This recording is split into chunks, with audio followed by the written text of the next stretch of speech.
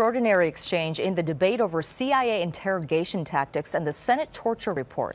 As the agency's director was defending the agency at a news conference today, California Senator Dianne Feinstein engaged him in a running debate, tweeting her responses point by point. KCAL9 political reporter Dave Brian joins us now with more on the Twitter debate and how it all turned out. Dave. Yeah, Senator Feinstein was turning up the tweet heat in Washington today, no question about it. CIA Director John Brennan defended the agency's use of brutal interrogation tactics like waterboarding, but never once used the word torture in a wide-ranging news conference. But as Brennan spoke, Senator Dianne Feinstein launched a Twitter critique of almost every significant point made by him.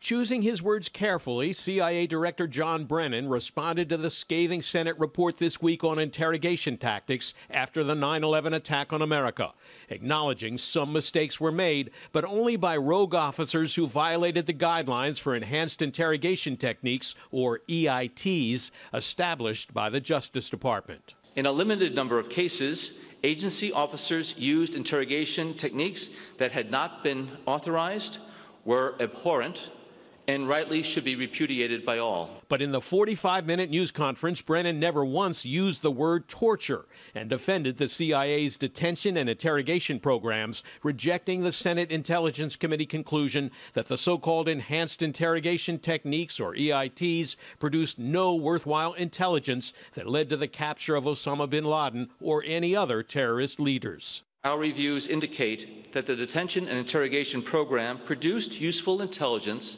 that helped the United States thwart attack plans, capture terrorists, and save lives. But as Brennan was speaking, California's senior U.S. Senator Dianne Feinstein, chair of the Intelligence Committee, was unleashing a torrent of tweets in response.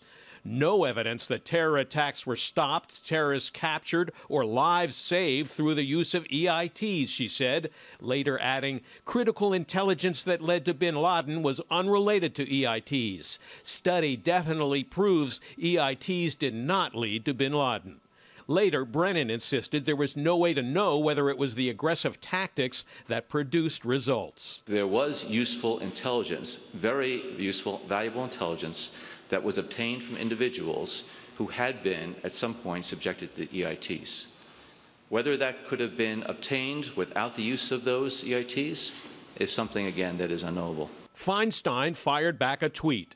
Brennan, unknowable if we could have gotten the intel other ways? Study shows it is knowable. CIA had info before torture. Adding, coercive interrogation techniques don't work. Traditional intelligence collection, interrogation, and law enforcement do. And when Brennan insisted the EITs, enhanced interrogation techniques, were determined by the Justice Department to be legal and were duly authorized by the Bush administration, Feinstein tweeted, covert authority did not include authorization to use coercive interrogation techniques.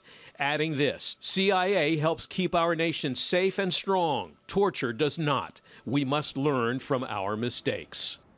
Now, some Democrats are calling on Brennan to resign because he was a high-ranking manager at the CIA when the alleged torture was taking place. But a White House spokesman says President Obama, who met with Brennan today, expressed his full confidence in the CIA director and called him a patriot.